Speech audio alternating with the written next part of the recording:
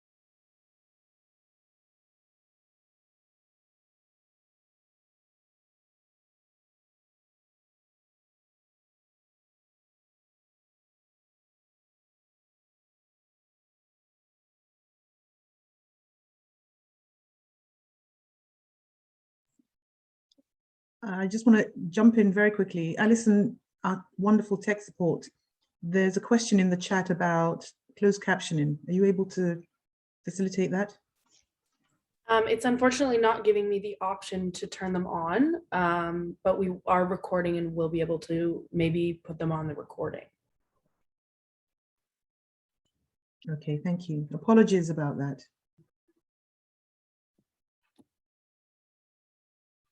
So I have 6 minutes after 11. I think we should get going. What do you think? Okay, over to Cheryl and Katie. Okay, hello everyone and welcome to our webinar. My name is Cheryl and I'm joined today by Katie. We are placement students at Women at the Center and we will be your hosts for the morning. Thank you all so much for joining us on this beautiful Tuesday morning. We're so excited to be sharing this space with all of you. Today's webinar is about the importance of lived experience as expertise and the power of peer support, featuring our lovely panelists, Donna Forget, Elizabeth Tremblay, Rifa Carter, Crystal Snyder, and Susanna Meza. Before we get started, we would like to do a land acknowledgement. Women at the Center ask that you all take a moment to think about your own relationships with this land, whether settler or arrivant, and your responsibilities to honor this land and Indigenous people. Women at the Center acknowledges that the land on which we operate is the territory of the Huron-Wendat, the Anishinaabe Nation, and the Haudenosaunee Confederacy, Métis, Inuit, and the Mississaugas of the Credit, and was taken without consent. Today, this land is still home to many First Nations and Indigenous people from across Turtle Island. We recognize the inherent connections between ongoing colonialism and all forms of violence, including racism, sexism, and the over-policing that disproportionately impact Indigenous communities, particularly Indigenous women, girls, and Two-Spirit people. Women at the Center actively works to break this pattern of ongoing violence because it is crucial to our work of dismantling the embedded impacts of colonialism. So just as an overview of the content that we will be exploring today with NECA and our panelists, today we present the WE webinar, The Importance of Lived Experiences as an Expertise and the Power of Peer Support. As our Executive Director, NECA McGregor states, counseling requires empathy, not certification. Reframing the counselor-client relationship can be a radical agent of change to support and to take back power with a survivor in a way that traditional counseling setting does not. This webinar will explore the importance of support that centers lived experiences. Our panelists' peer support expertise includes addressing gaps and barriers for immigrant and refugee survivors, supporting survivors of human trafficking, holistic healing from an Indigenous worldview, peer support in the mental health and addiction sector, and with arts-based practices. So Women at the Center is a survivor-led organization, and we work to ensure survivors' voices are at the center of research, education, and policy reform. Please follow along on our socials using the hashtag #WeWebinarSeries on Facebook, Twitter, and Instagram at Women at the Center. So also the chat option at the bottom will also be available for comments and to connect with the panelists and staff as needed. Please take a moment to let us know in the chat where you're joining us from today. And also, we ask that at the end of the survey or at the end of our webinar that you do fill out a survey. It would all be greatly appreciated. And just as a quick trigger activation warning for our viewers, due to the nature of the content discussed, we are offering an activation warning as this presentation involves discussions around gender-based violence. Please only listen if you're able to do so. If you feel that you need support while listening, please reach out to your local support networks. And now I will be passing it over to Katie, who will be introducing our panelists. Thank you so much, Cheryl.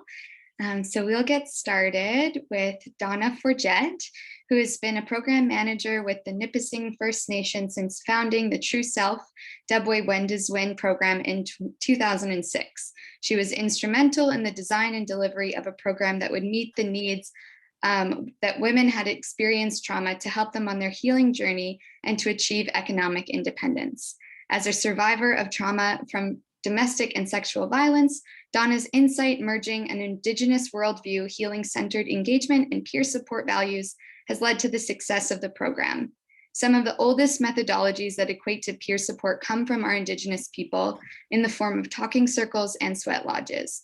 The True Self, Dubway Wendiswind, incorporates that understanding of holistic healing and the power of peer support while recognizing the importance of individual differences and meeting participants where they're at and making the program fit their needs rather than trying to make them fit a present program criteria.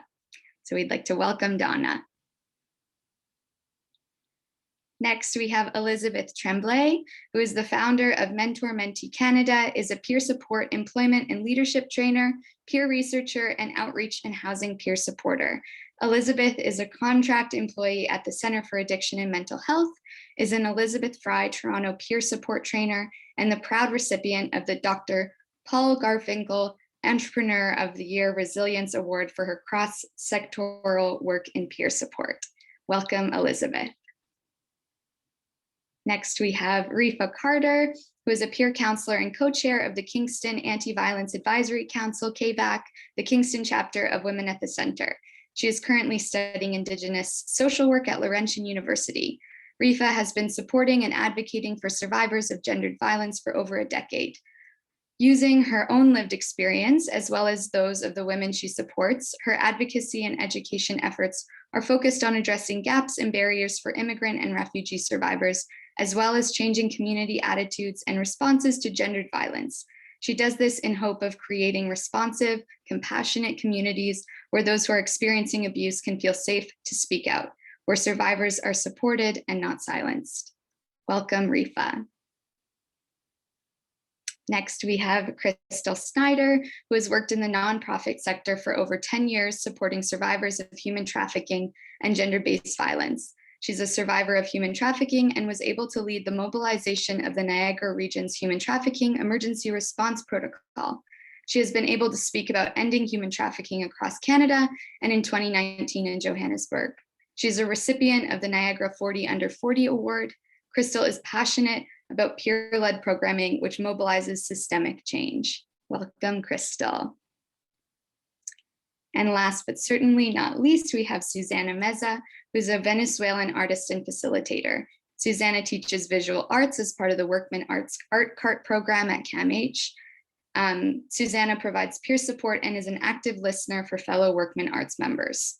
They're also a newcomer artist ambassador for Mabel Arts. As of this summer, Susana became a member of the board of directors of the North York Workman Center and is completing a fellowship at Yale University. They live in Toronto, where their daily art practice is developing. Welcome, Susana. And finally, I will introduce our lovely facilitator for the morning, our very own Nneka McGregor, who is the co-founder and executive director of Women at the Center. As Cheryl mentioned earlier, we are a unique nonprofit created by and for women and trans survivors of gender-based violence globally. Nneka is an expert advisory panel member of the Canadian Femicide Observatory for Justice and Accountability and sits on several advisory boards and committees, including the Family Law Committee and the Board of Legal Aid Ontario.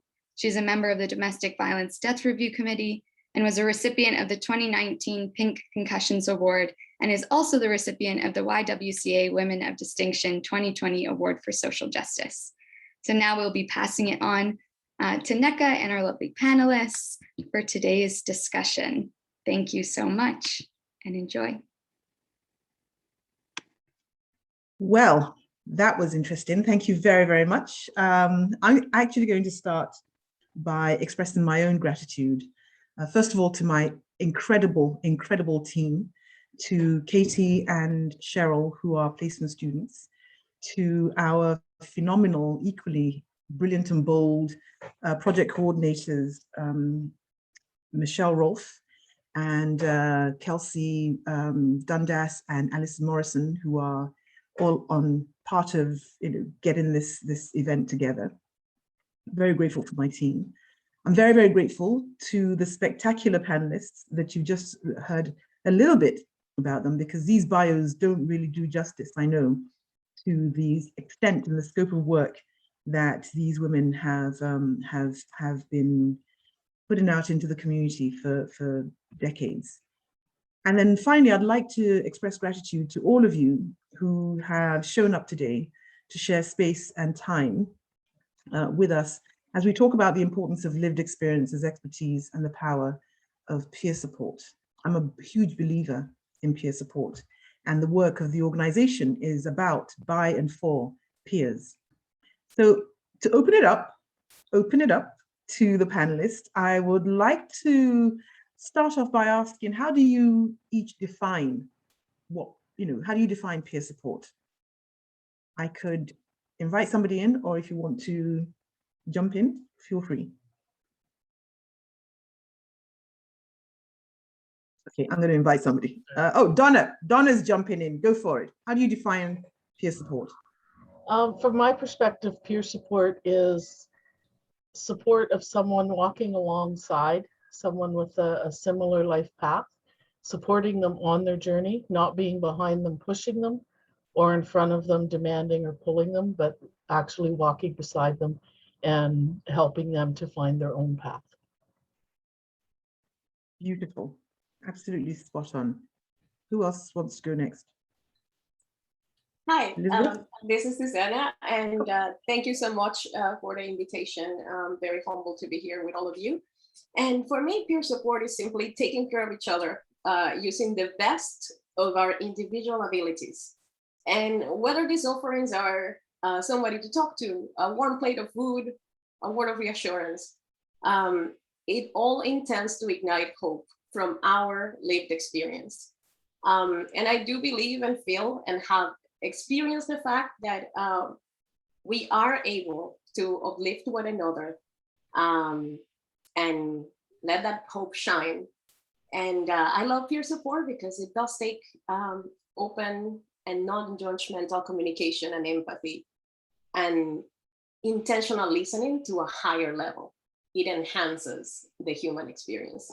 Thank you. I love that. Ignite hope. That is powerful. Absolutely powerful. Elizabeth, you're going to jump in? Number one, I'm going to go in a whole different stream though, Neka. Thank you. Go. I am going to say that we're leaders and that we're a critical service and an essential service. And there's an organization called the Craftsman Center who defines peer support as a right and a choice for accelerating recovery and of individuals and in systems. And one of our, we are facilitators of change so that peer supporters are seen by those onboarding us now in organizations like the Toronto Shelter Network or Women's College Hospital. And we're seen as change makers.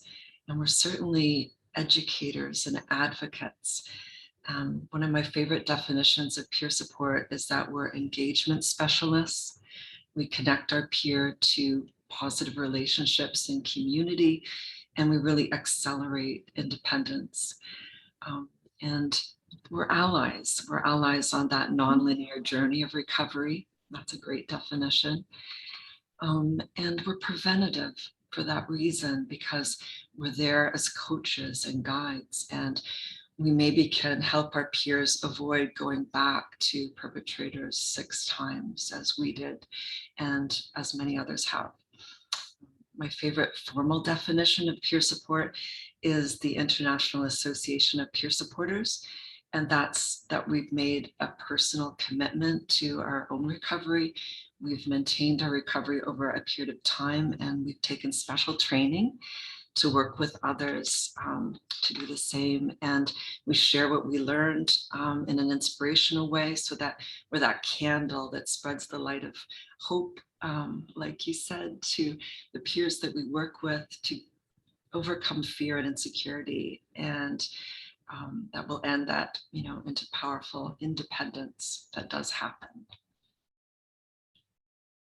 Well, I think our job here is done. I mean, that is a mic drop of a definition. Absolutely, absolutely. So expansive. Brilliantly said. We Thank can you. go on and on. We're a lot. That's good. This is a great start. This is an absolutely brilliant start.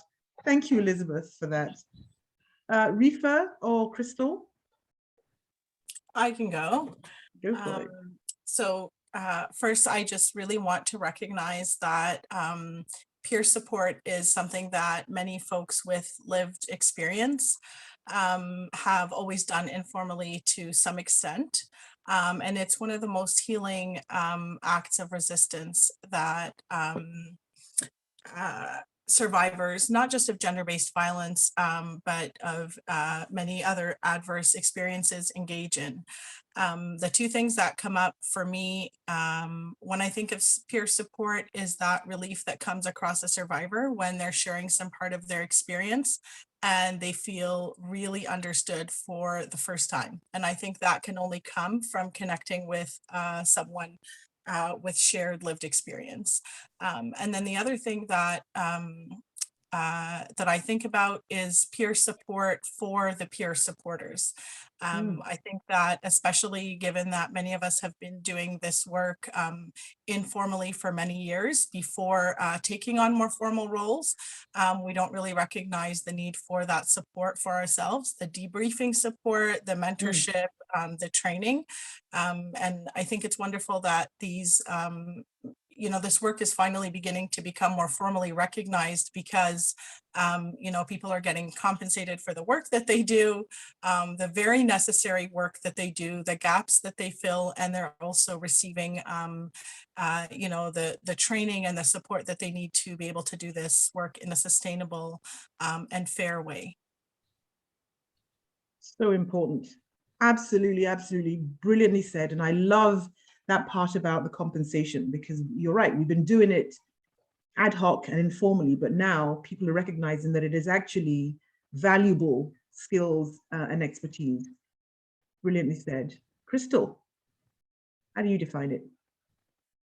It's such a, for me, it's such an interesting question, because I think Rifa spoke to it a bit, and Donna spoke to it in her bio, but peer support is how movements started. Like, before we made capitalism and profit from the nonprofit world, that's how this work all got started. Gender-based violence work was peer support. And so I think for me, when I think about like, how do I define it? Something about a feeling comes up for me. Like it's a heart-centered, reciprocal space holding relationship, I guess, is kind of the best way that I can connect to that. It feels very different to connect with somebody who has similar experiences than somebody who doesn't. It also, I think, does a lot for the power dynamic that can exist in traditional nonprofit structures.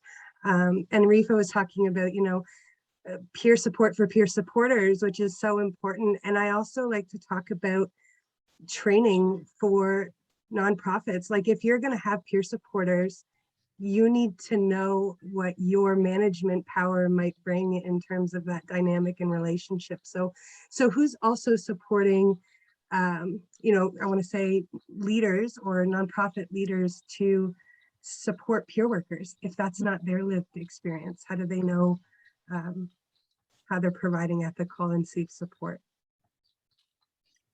Well, what really has moved me just with this introductory opening question is that all of you have touched on the mission and the vision of this organization, right? And I think this is our raison d'être. This is the reason why we exist, is to bring about this way of being and the way of knowing and a way of being respected. And so I think this is a really critical way to start off the conversation so that people understand what peer support really is. And it is expansive, as you've seen from the definitions.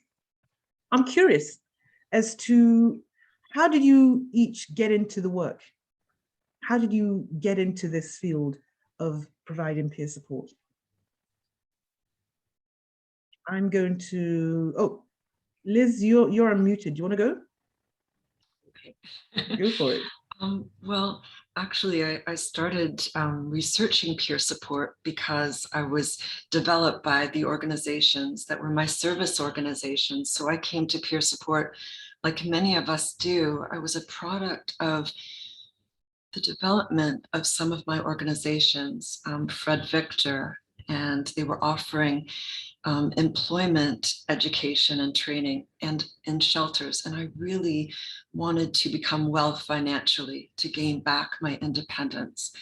And so I stayed in a non-VAW shelter, even though I was being re-traumatized there. So many of us come to peer support work because we've both been hurt by the system that is a broken system, and we've been helped by the system as well. Elizabeth Fry was my organization and became my employer. CAMH was my recovery organization and became my employer. And those development organizations for me allowed me to be with my peers in a way that was empowering, like at Women at the Center. And I would listen to my peers, even around the dining room table of the emergency shelter. And my peers had brilliant things to say. And yet no one was listening to us and no one was asking us about what we thought the solutions were. And so Mentor-Mentee Canada was born from that on my transition house bed. It was born from a place of wanting to bring lived experience or lived expertise or first voice experience into a more leadership role and to be more included and involved in our systems so that we can empower ourselves as well as make our systems better. So that's why I came to peer support.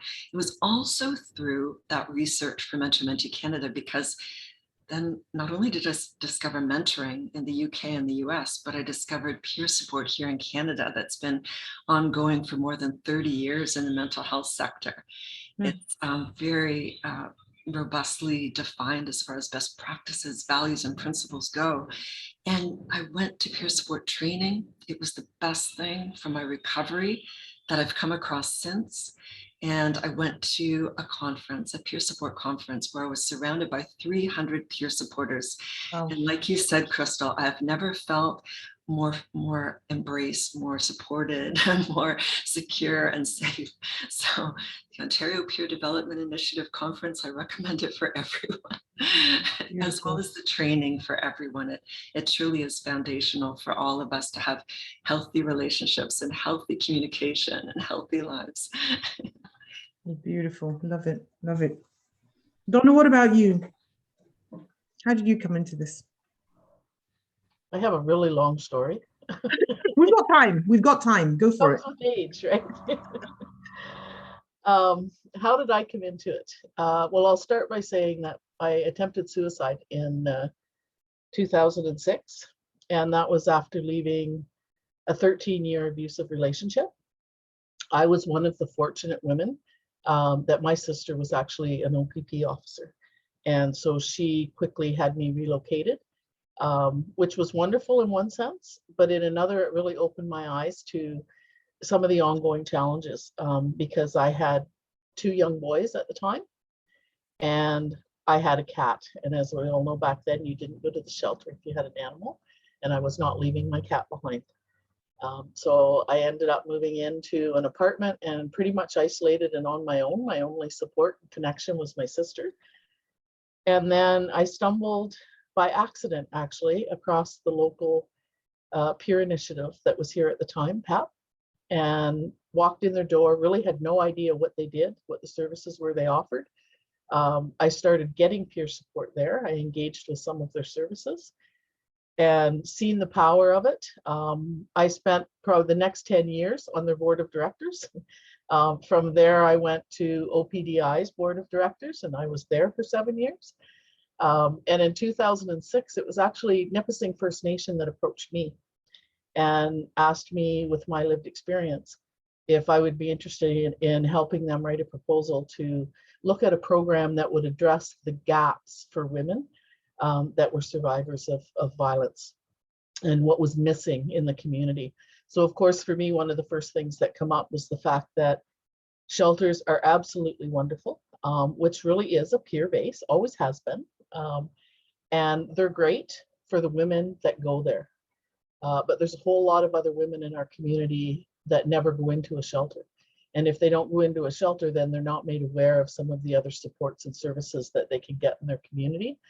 So that was the way I originally wrote the proposal, was looking at us being like a catalyst to offer those support services. At the time, I actually worked in the employment and training sector already. That's where I was. So we designed a program that would bring the two together, looking at peer support and looking at the employment and training.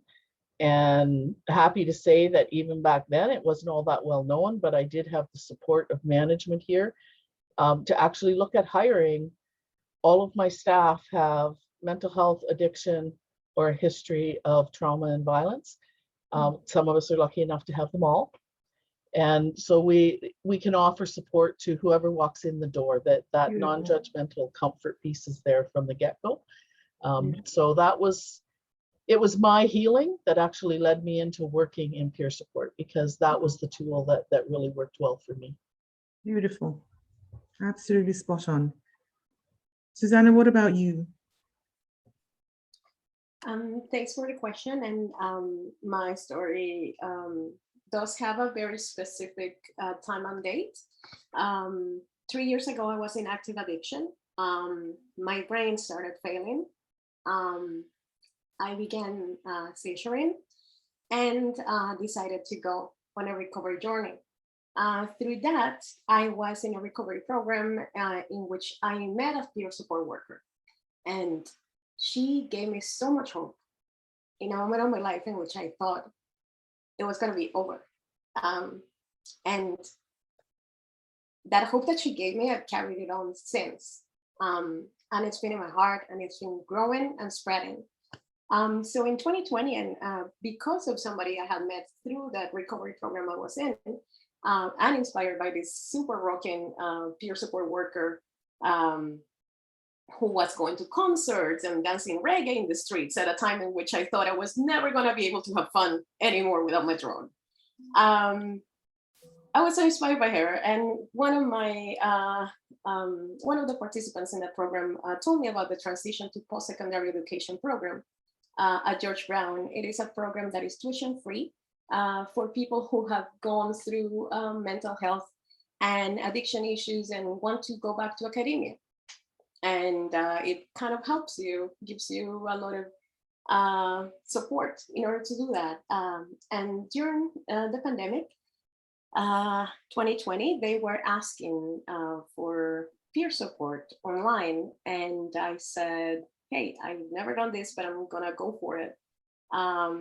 So I did, and I ran a weekly art drop-in for 2 semesters. And that's opened the door for me to be able to know that I can be of help, I can be of use. I don't have to be in a cubicle for the rest of my life. I can actually be out there and teaching people to make art. And even if it's bad art, we are all good artists. And that's the message that I want to keep on spreading. And since then, I've been working in the intersection of peer support and art, and trying to spread that message, and also being there for people who sometimes are not confident. We lose a lot of confidence. Trauma takes a lot from ourselves, and sometimes all we need, or sometimes all I needed, is an embrace to just keep going. And I think that art is such a beautiful way of embracing each other. And that's my start in peer support. Again, it's a very recent story, so this is just the start, and I'm very excited to be sharing this journey with all of you. Thank you. Love it, love it. I don't believe there's any such thing as bad art. I think Picasso has proven that. But anyway, that's another story. Love that, Susanna, and love the fact that it's what we're seeing here is this sort of continuum, right? There are some people who've been on the journey a lot longer. For some people, the peer support journey is more recent, but it's a similar dynamic that we're all sharing. Rifa, what about you? How did you get involved in peer support work? How did I get involved? Well, I don't think there was ever an official start date. When I was 17, I escaped a very violent and unsafe situation at home. I was a torture survivor. I'd experienced sexual violence, and I spent many years on the run and just navigating systems, trying to figure things out, trying to stay safe. Oftentimes, many of the services that I accessed, just didn't understand what I was saying. As someone who is a Muslim woman, at the time I wore a hijab, if I tried to, and I, obviously some of the abuse that I experienced, as we all know, abusers will use, any tool at their disposal. So cultural abuse and spiritual abuse were really not understood. So if I ever tried to talk about what I was experiencing or what I was struggling with, I would always end up hearing Islamophobic remarks and racist remarks, from counselors, from service providers. It made it really unsafe for me to access support, and not feel like I was doing my community a disservice as well. So I'd say for the longest time that I really struggled to find the right support for myself. And I think because of that, I've always been very open about my experiences and talking about my experiences, especially with women in my community. And I find that allows space for other women to feel safe to open up and to speak about what they're experiencing. So I've been supporting women for as long as I can remember, in many capacities. I think when the first time that I got more formally involved in doing this work is when a few years ago, I just became really frustrated with a lot of things. And You know, there was so many things that I felt could be different or could be changed, or so much information that could be shared. And I didn't realize, and I think that's around when I met you, NECA, when I was, you know, I was constantly thinking, why isn't anyone doing this? Why isn't anyone doing this? And till I realized that I had the capacity and I had the expertise to do it myself. And I think that is when I started doing, you know, getting more formally involved in peer support work and advocacy work. But I would say that I've been doing it, you know, from day one. Yeah, that's such a critical point you were making around the importance of seeing people that look like you and people who have experience and have an understanding culturally, right, to yours, and how important it is in the peer support. So, so important. Thanks for raising that, Rifa. Crystal, what are your thoughts? How did you get involved? How did I get involved? What comes up for me kind of immediately is my grandma and my mother. I think that intergenerationally, the women in my family have led peer support with each other through incidences of gender-based violence, and with community. And so I think it's a bit in my veins. My father started the needle exchange in Niagara in the 90s as a peer worker. So although my upbringing was messy and not without violence, that peer aspect really existed intergenerationally for me. And I think intuitively, peer support happened for me. And when you look at trafficking and many of the dynamics of, you know, who you're around while you're being trafficked, that peer support that women and girls give each other is necessary for survival in terms of human trafficking. So I think, again, it's just been intuitively. And then in 2007, I started at the Niagara Sexual Assault Center. I had started there just to do some volunteer work because I was going to school to be a police officer, which I usually don't tell people till way after they've known me. Oh, that's why I'm finding out now. And it was through kind of that really grassroots work that was done in Niagara with the local sexual assault center that I just developed such a passion for supporting folks. And I think, again, it was not formalized, it was intuitive, and it was very much on the social work side for a lot of years. But I always felt a bit different than many of my peers that I worked with formally in terms of how I would do the work and how I would connect with people. And so I guess I didn't see that work as peer support until I started my business a year ago. And that came out of nobody is listening about peer support. So I really felt when I was working in nonprofit that I could be one or the other. I wasn't allowed to be both. And that's why I started my business was to say I can be both and kind of step more authentically into who I am and how I can be of service to others. So. That is such a fantastic, fantastic point and a beautiful segue, I think, into the next question of the how, right? How do you do peer support? How does one do it? So why don't you each take time and share with the audience sort of your top tips on the how? I'm going to start this time with Susanna. How do you do it? I knock on every single door that I have, and people give me their keys. And then I use the keys that they give me to open other doors and so on. And so I have this big keychain with tons of different keys that open so many doors. So just to talk about briefly about the things that I'm currently doing. I am a member of Workman Arts. So I provide peer support 2 hours a week in an open line. People can call me if they're having a bad day, if they want to talk about burlesque, if they want to talk about the weather, anything, they can call me and I provide that service. I also serve as an active listener, also for Workman Arts classes and events.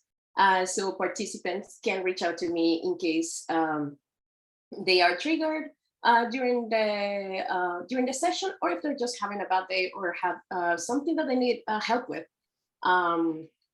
It can be anything. I also am a newcomer artist ambassador for Marvel Arts. And that way I have the opportunity of working with youth who, like me, have experience being unhoused and who have experience being displaced from their country and all the things that come from being an immigrant. I have learned a lot about the many ways in which we can provide peer support through my work. I also, as I was telling you all earlier before the webinar, I am teaching seniors visual art classes twice a week, and these are seniors who are inpatients at CAMH. And I consider this big anti-Semitism work because I go there as the crazy person that I am. I don't change anything about it. I dress the way I am. I go there the way I am, and I tell them, you know, if you don't like the food, go complain about the food. You have this right. And it is really an enriching experience for me. And last but not least, the other thing that I'm doing to encourage equity and individuality is I teach creative writing workshop for survivors that I actually designed for Women at the Center. And I gave the workshop to the center, and I am going to keep on facilitating that workshop now for the North York Women's Center this December. One more thing that I'm doing is I am doing a Yale University Fellowship right now called Let's Lead, and it's for people who have had lived experience. And the project I'm planning to develop that I am presenting to Yale University next week is a nonprofit that will be an art lounge where people with lived experience can come in, and we don't need to take your name. We don't need to ask you what's your declaration. You just come in, grab an art kit, sit down, ask us for a coffee, and just hang out and be yourself without the pressure of a system that has been oppressing us for way too long. Thank you. I love all of that. All of that. Here for all of that. Beautiful. Thank you for that, Susanna. Who wants to jump in? The question is, how do you do it? How do you engage in peer support? I'll jump in. I don't know if I see there's a few people here from Niagara, but I am relentless, like relentless in having these conversations and talking to the people that I need to talk to. So that's the only way I can describe it, like relentless. I won't stop until you've really acknowledged what I'm saying. And then there's been kind of action. So I guess that's the how I would engage in and how I engage now. Again, a little bit more 2 feet in now that I've opened my own business, but my passion is really about helping other folks develop that frontline peer-to-peer work. I think I'm grateful for 15 years experience in nonprofit and also doing frontline work, but I'm super passionate about supporting other peer workers now, and how can I be of use, and also teach them, not even teach them because they probably already know, but give them permission to be relentless as well, because I think that's been most effective for me. And it's so important. It's so important. So relentless and the metaphorical bunch of keys that open additional doors from Susanna. Love it. Donna, what about, oh, Elizabeth? No, Donna, I thought you'd unmuted. What are your thoughts about? Share with us how you do peer support. I tend to approach it from a little bit different because of the fact that I am the manager. But I think Crystal will really relate to this because I view it, and I'm pushing more and more now when we talk about doing peer support across sectors. I think our sector is peer support. We need to be our own sector. And especially since COVID has started, we've really seen some changes within our programming. Even though I'm the manager, I do still do frontline work because we're small. grassroots organization. So I do still do some, and since COVID, I'm doing a lot more, because one of the ways that we've been delivering it is something that was mentioned earlier, and that's we've been doing a lot of peer support for the peer supporters in the community, being there for them to have someone that they can come and talk to.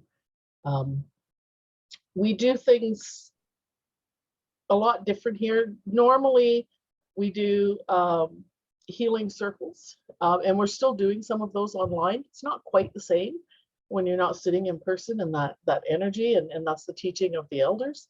When you're sitting in that circle, everyone's equal, and the energy flows between everyone, and everyone gets their chance to speak, and the others learn to listen, which has worked really well for me, because I will say a lot of my staff here are women that have come through our program and then went back to school, and then come back and did student placements, and then ended up hired.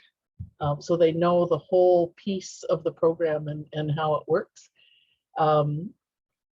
Since COVID, some of what's changed is one of the things that we were seeing here in North Bay is a real increase with the opioid crisis and the homelessness. And so we started having issues with a lot of women that were staying in risky situations because they didn't want to end up on the street. So we started really enhanced our outreach program, and started going out and meeting the women, even if it was just on the sidewalk in front of their house, so that they had that continuous contact. We also started going out to the encampments, and looking at the safety of the individuals within those encampments. So that has really led us to doing some training around offering peer support within the realm of homelessness, and having staff that have been there, that understand it, and that can support that and help them with their plans into recovery. We also work with the criminal justice system. So we go into the jails, we help with discharge planning, things like that, making sure that that peer gets the chance to make that connection prior to actually leaving the institution.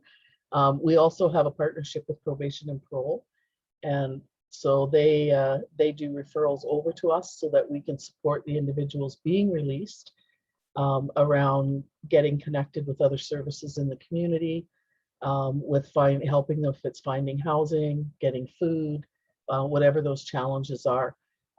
So as I think it was Suzanne that had said earlier, that peer support is really anything, whatever people need. You do whatever it is that they need you to do. That's my definition of how we deliver peer support.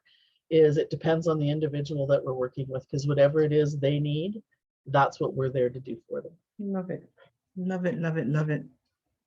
Love it. That's being centered, survivor centered. Really, really. Reefa, share with us how you engage in it. Yeah, okay. Well, first I want to grab that word that Crystal said, relentless. I really love that. I actually was going to use that word, and I was like, I think if anyone that has worked with me in the past hears this, they're going to be like, oh yeah, that pest, because you know, I'm you know, the way that I support a woman who needs supporting is I ensure that she gets what she needs. I don't care what has to happen. I don't care how many times I have to bother you. She's going to get the thing that she needs, you know, and so, yeah. The other thing is, and oh, sorry, am I still here? Okay, yeah. We can hear you. Okay, great. One of the things that I love most about doing peer support, at least as I had done it informally, is that I'm able to support a survivor in the way that they decide is most helpful to them. So I find it helpful not to go in with a preset idea of what it is that I do, within certain limits, of course. I'm there for what the survivor needs. And often I'm supporting survivors who have language barriers, among other things, which means that there's just so many things that there isn't even a service that covers. For example, searching for information and resources, placing a pizza order after a hard day navigating, her situation, emotional, practical support in court, documenting the abuse, navigating a system that's not easy to do, even when you speak English, sometimes complete case management support, connecting with the survivor with other women in the community who can be supportive peers. Because most agencies have very specific mandates and programs and are restricted by funding. So it leaves so many unfilled gaps for survivors, especially the ones who face many barriers because of their intersecting identities. So even though peer support can be for everyone, it's especially needed for survivors from marginalized communities who face added barriers and challenges in accessing mainstream services. Just as an example, like psychotherapy is not just not appealing to many communities. Even when they try it, it's often done without their community's needs in mind. And so representation matters so much, because when people who are struggling can make sense of what they're experiencing and they can see themselves in others who've survived and thrived, they can begin to see how it is that they can survive too. And sorry, I'm just gonna make a last point about this. And it's, I think, like, I want to be clear that it's not an us versus them thing when, in terms of like mainstream service providers, we frequently refer to or help connect survivors to mainstream services. Sometimes this requires advocacy and breaking down some barriers. Right. And service providers also refer survivors for peer support when they feel that this would be supportive to them, even alongside the services that, they're already accessing. I'm so glad you said that. I'm so glad about it's not us versus them, because we're all in this sector. I'm talking about the gender-based violence sector, trying to put an end to gender-based violence. And so the siloing of the work, the siloing of the support makes no sense for anybody, especially the individuals, the women that we're trying to support. So I really appreciate you raising that point, Rifa. Elizabeth, what about you? How do you engage? I'm with all of you. I really think that collaboration solves major problems that we have. And so I model, the peer model is very collaborative. And for me, when we are in that advocacy role in our organizations, when I've worked in supportive housing, for example, it's been really important to work as that collective, collaborative team with that flow of communication going between us, because we are very flexible as peer supporters, and we have our values and principles that we adhere to, and then the same policies and procedures and ethics and boundaries and confidentiality that other workers have. But we focus on that pure voice advocacy, the involvement and inclusion and belonging of people, so that organizations can really live their mission statements and they can become development organizations through important things like what Susanna does. And it's those group peer programs that mean so much, because that's where our peers are co-designing, they're co-developing, they're co-leading these wonderful social, educational peer support groups.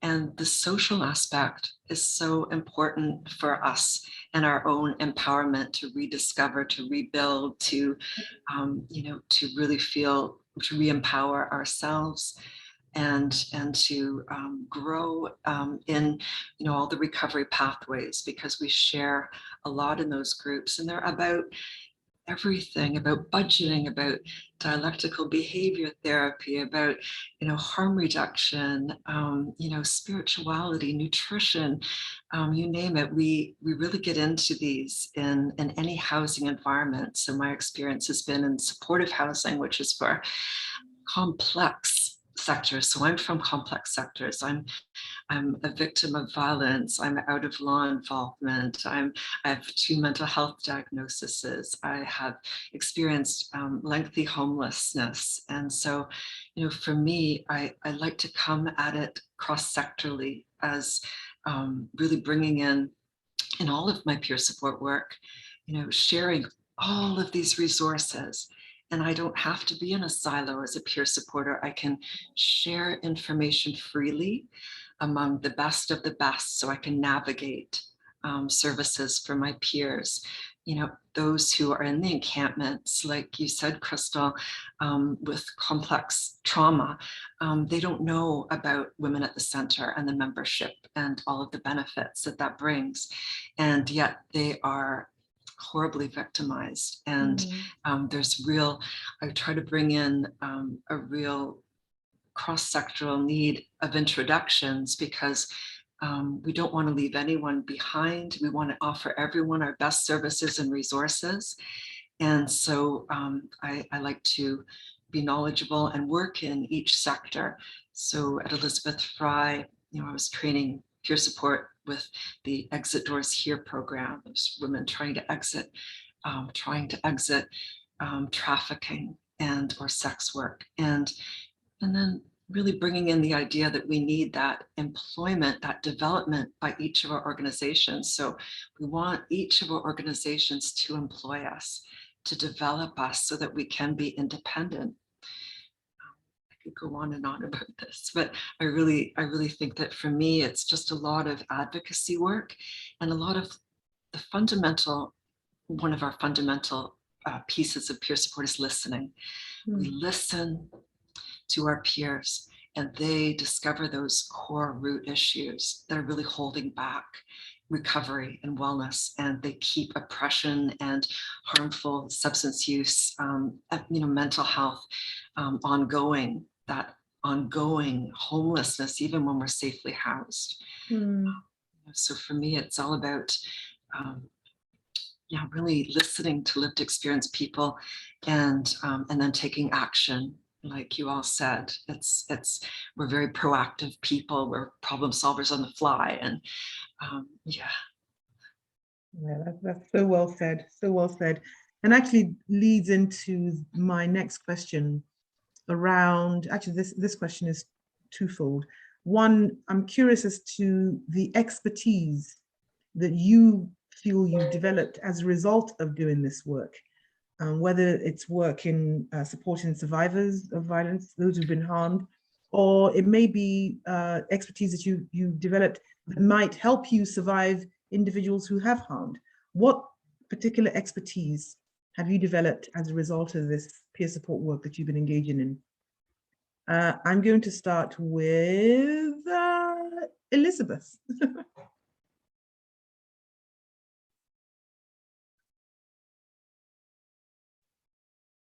You're mute. You're on mute. Oh, you don't want to go first? I don't mind going first. Thanks. So yeah, just so what expertise do we bring to survivors and aggressors of gender-based violence? We fill in the gaps that complement other services. So for me, one of those gaps, working as a peer researcher in the Violence Against Women Women Act team in Marco, it was really to bring in the mental health support, being that ally where people are waiting for services, or can we show and encourage and accompany, from being in crisis, from victim services and emergency departments, can peer supporters be there to accompany, to not lose our peers along the journey to accessing services. And yeah, we support, throughout that nonlinear journey of recovery. We're just there every step of the way. For survivors, to not, to just stay strong and to maybe advocate for, what do you really think the consequences might be if you take this step as opposed to this step? Where might that path lead? And what about this path? And so we listen again, but we do help our peer get to that aha moment where they're going to make decisions that are healthy and empowering for them, rather than doing what we know perpetually, which is to be in behaviors that sometimes are not serving us well. Right. And peer supporters are supposed to be the future of behavioral health. So for me, it's like to try to constantly work on behaviors away from victimization toward independence. And there's a lot of advocacy work along the way in many areas that that brings me into. Beautiful. Thank you so much for that. Really, really, really impactful. Donna, what about you? What expertise do you think you've developed as a result of the work that you've been doing? I'll start by saying actually our program this year just received the OPDI Lighthouse Award for Community Builder. And I think that is probably the skill that we've developed, is being recognized in our community as that one that builds the collaborations. When I first started the program, it was really, people couldn't understand the advisory committee I brought together because I had representatives from all the women's shelters, from all the employment and training programs, from mental health, and from the addictions programs within the community, because we knew that those were the issues that were all going to come together. And a lot of them at that table had never ever worked together before, and they didn't even see the link between, but that was 15 years ago. You would think things had changed, but it really hasn't changed that much. Over the last few years, we've seen a lot more of that happening, where different tables, and I've actually been invited to tables to look at who else should be here. The mayor asked me about doing a mayor's roundtable and who all should be at that table. Wow. So just trying to get that inclusive look, because that's what I always speak about at those tables, is that as long as we all keep working in silos, we're going to have people falling through the gaps. If we can all work together, we can have a web so that no one falls through those gaps. Beautiful. Move from one, if you want to stay in your silo, fine, stay in your silo, but let's put a bridge so that they're not falling in the gap. They can actually walk to your silo and get your services. So that is amazing. Probably one of our biggest things that we've developed over the last 15 years. That is amazing. And again, I love the analogy of bridge building to connect silos. Profoundly impactful. Susanna, share with us some of the expertise that you've developed. So I have learned so much, even though my work is quite recent, I have learned so much about the world and about myself. And as we know, we are living in a world that people still doubt survivors often. And for me, providing peer support to gender-based violence survivors is essential. As it is well known, the system abandons us and fails us, and sometimes makes us shut down in ways that we don't even reach out. And this type of work has really taught me how to ask for help. And that is something that I have learned, that there's no shame in asking for help. At all times, every day I'm asking for help. I'm always reaching out, like I said before. I'm always asking other people for their keys so I can use them. And with those keys, I keep on helping others. And it is so important because we have been hush-hush about these things for so long. And it's not our out of our desire, is we have been, like, that silence has been imposed and forced on us. Yep. And able to provide the support, able to open these channels of communication makes, 16-year-old me who was raped feel better that, if it happens, because it keeps happening, those girls have the option of coming to talk to me and to all of you, instead of having to wait 20 years of their life to actually be able to say it out loud. Thank you. Yes. Yes. Yes. Speaking to our 16-year-old selves. Love it. Crystal, over to you. In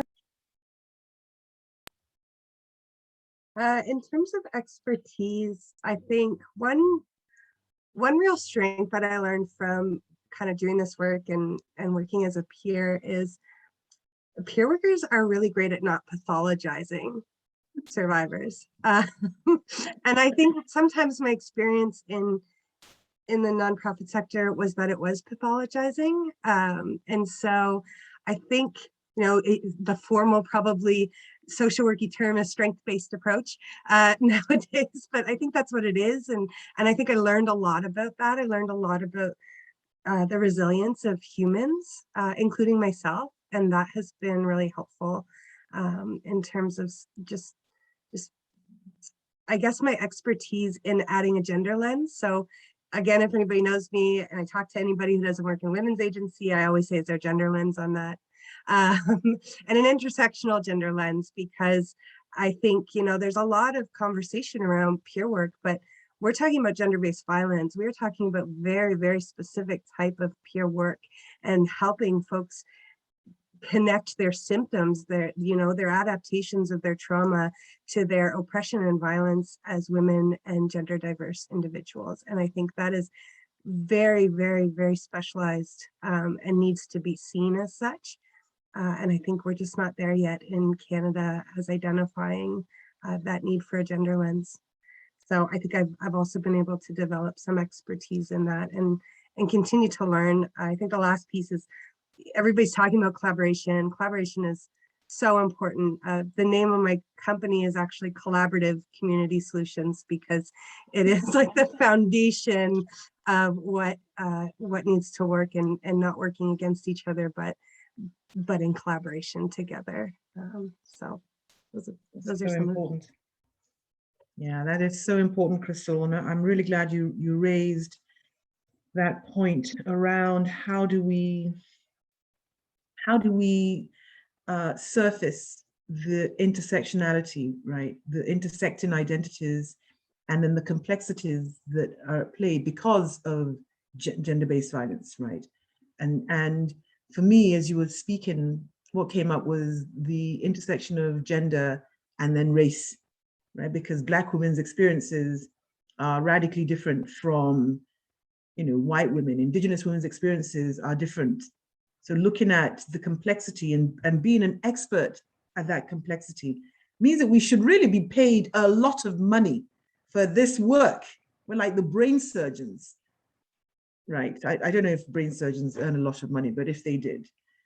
Rifa, over to you. What expertise do you think you've developed or enhanced as a result of this work? Thank you, Neka, for this question. And sorry, I've had to turn my camera off. My internet is Don't apologize.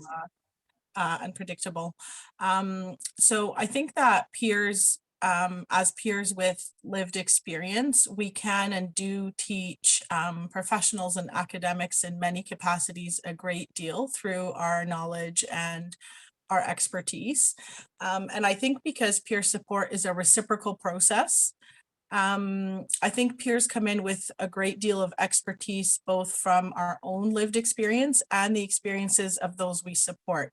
Yep. Because a lot of what we know because of the amazing people who reached out and trusted and invited us along on their journey. So I've found and connected with resources I would not have known existed. I've sat in courtrooms and witnessed what it's like through a survivor lens and analysis. You know, the women that we support show us the gap, and they also show us what is possible. Because women sometimes want you to advocate for things that you have your own doubts are even possible. And I was talking about this with my program coordinator with the C6 counseling program just a few days ago. You know, sometimes they're asking for something, and because of our knowledge of the system, we're like, oh, I don't know if you're going to be able to manage to do that, you know, but you do the thing and anyway, and you help reduce some of the barriers, and they succeed. And so the way I see it is, if I don't have certain barriers, I can try and do anything I want. Some survivors are way more limited in this way. So I see our role as helping to reduce some of those barriers so that women are able to fight for the things that they want, however impossible they might seem, you know, like systemically. And I think one area that we should start seeing peer-based support used more is in the area of working with aggressors, having peer mentors that you can reach out to when you're thinking of being harmful or questioning your behavior or wanting to change, or just need support from someone who is once where you are. Because most of the programming right now is only funded for aggressors who are court mandated to take them, which means that you have to be violent enough and with enough evidence to have been charged and convicted before you can get help to change. So I'm really hoping to see a lot more, aggressors who have overcome some of their own challenges be able to be in positions of peer support to others who are struggling with some of the same things. That is such a beautiful point, and it's part of the work that we are doing with our Transformative Accountability and Justice Initiative to get, men, predominantly men, who have experienced and caused harm to step up and support and be peer supporters, not to further the harm, but to unlearn, right? Just to be very clear. I am really, really conscious of the time, and I want us to leave aside a little bit of time to get questions from our listeners. So my last question is going to be a just before you move on, can I just leave a little drop of hope here? Please do. Around what you were just speaking to. Absolutely, please do.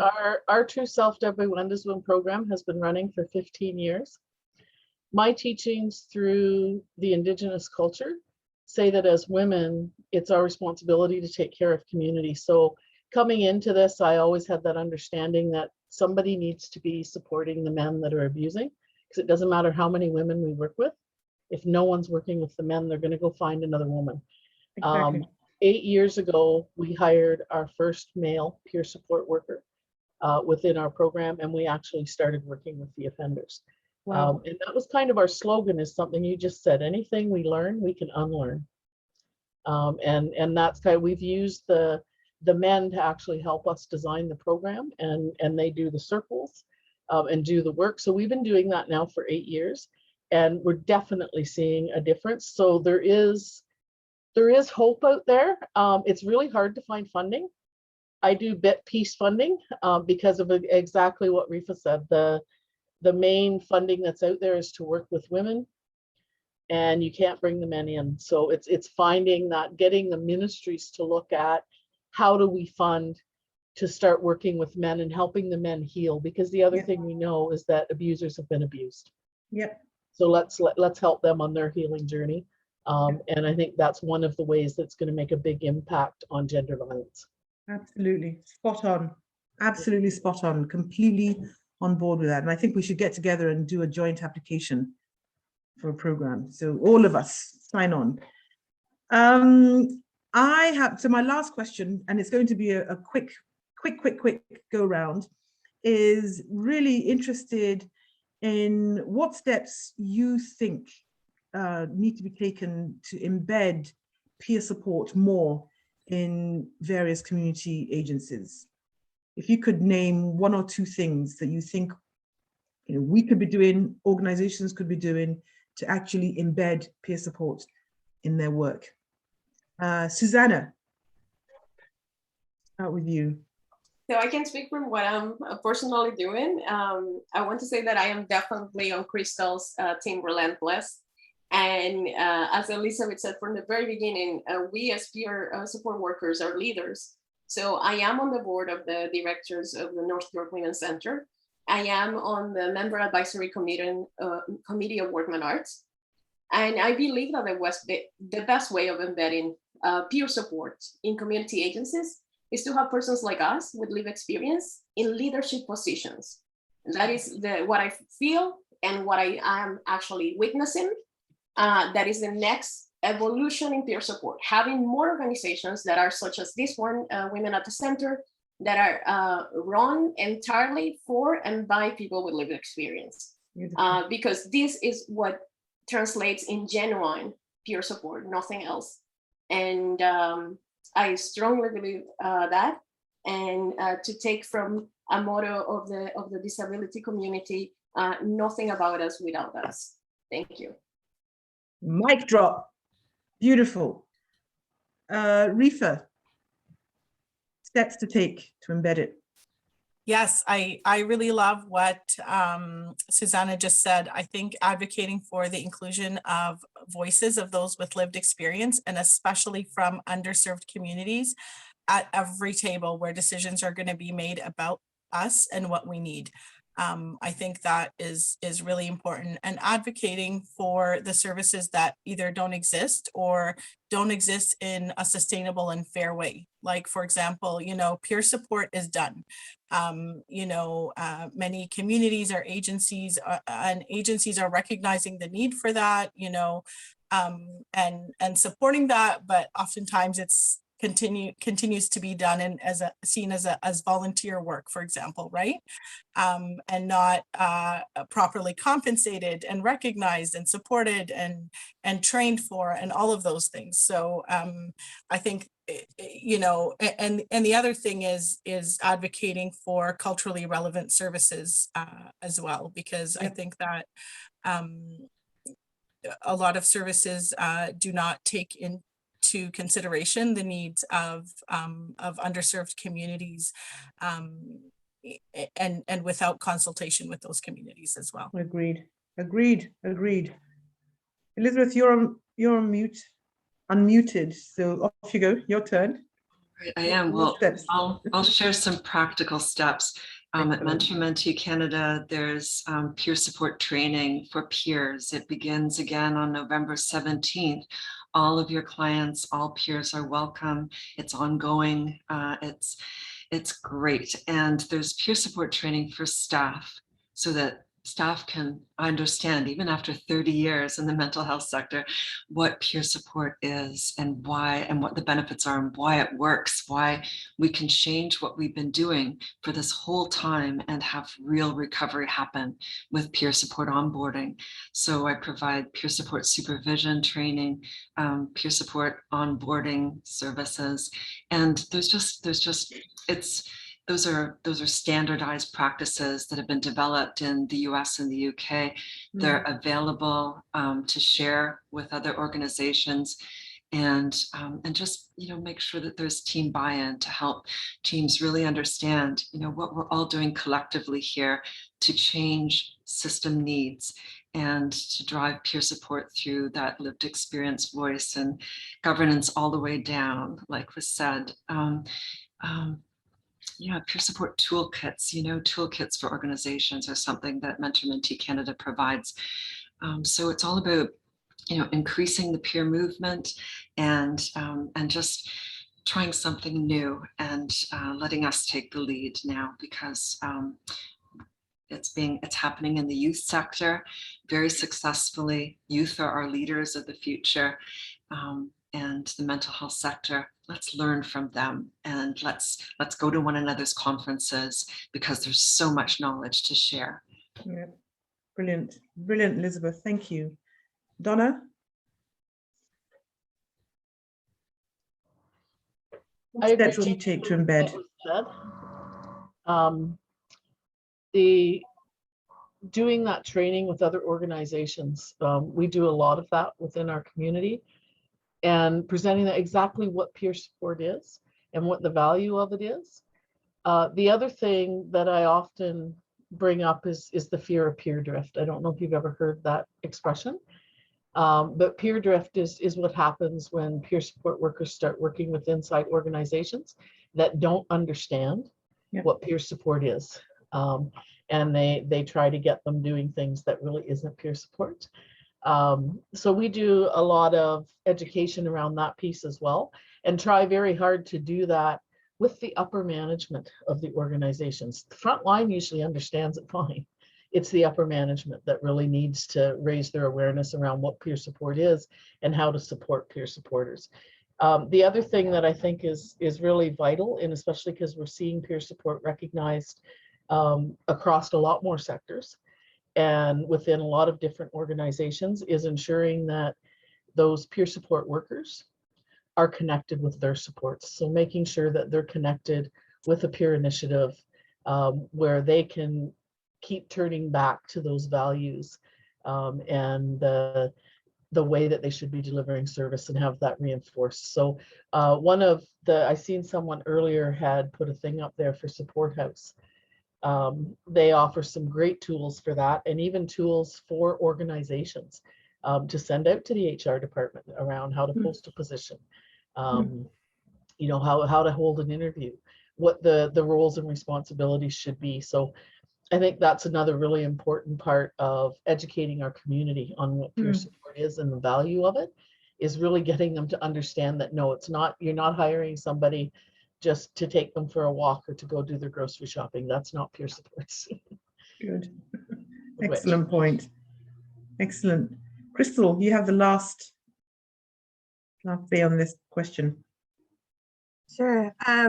So I am a really big fan of policies. And so I really think kind of that top-down place, there really should be policies that are reflective of that culture shift to including peer support. I think that agencies need to look at their education requirements and see experts as experts without necessarily formal education. And I think when that doesn't happen throughout the entire agency and maybe only gets developed through a peer support position, we run the risk of keeping a peer supporter in that role indefinitely, and they can't further develop. And so I think there's just some real kind of top-down realignment that could be done to Donna's point around, like, it's a culture piece. It isn't simply hiring a peer worker. There's all kinds of layers that really need to be considered for an agency, I think, to be a safe agency for a survivor to work in long term. And so I think, you know, having survivor consultants, the other piece is not a consultant. Survivors are often tokenized in terms of the lens that they bring in agencies. And so it isn't about having one survivor, one token survivor, but again, embedding a culture of supporting peer-led and recognizing it as expertise. So then the other piece is you pay experts as experts. Don't ask people to come to the table for not an expert wage if you're looking for their expertise. Love it, love it. I talk about it in terms of don't give us a cup or a pen for speaking. We are experts and should be compensated as such. I am so amazed, and I knew this was going to be a fantastic conversation. I want to thank each and every one of you for what you've brought today. Before we go, I want to open it up to the participants to see if anybody has any specific questions to our panelists or any general questions to the group. So Cheryl, who was monitoring the Q&A? Was it you? Yeah, Katie and I were here, but I'll ask the first question. Excellent. So the first one that we have here was, is it difficult to set boundaries? How do you protect your own mental health as a peer support worker? Who wants to take that? Elizabeth. Again, it comes back to that great training. Mine was through the Ontario Peer Development Initiative. And it's all about us learning self-care, self-responsibility, self-awareness, self-supports, right, Donna? It's what we model. And so that takes care of ourselves. Our boundaries are something that are a part of our training to be, and best practices that have been developed over time at Support House by peer supporters themselves, how to protect our boundaries and our peers' boundaries so that they're safe, we're safe, our organizations are safe. So again, it's that solid formal training. You don't have to pay an arm and a leg for it. It's available. Brilliant. Anyone else want to jump in, or should we go to the next question? I would like, Say that every time I hire peers here, it is difficult. I know that was the first part of the question. Is our boundaries difficult? Yes, they are. And they're difficult, I think, for just about anybody that goes into peer work. And one of the things that we do here regularly is we'll actually get together as a team and we'll talk about boundaries or any challenges that any of the staff are having with boundaries or with helping someone they're working with in setting their boundaries. We also deliver workshops online and in person to the women that come through our program around boundaries and how important they are. and how to set them. And we would do it many times a year because it is difficult for everyone. Yeah. Love that. Love that. Rifa? Yeah, actually, I was just going to touch on probably some of the same things that Donna said and Elizabeth. It absolutely is hard.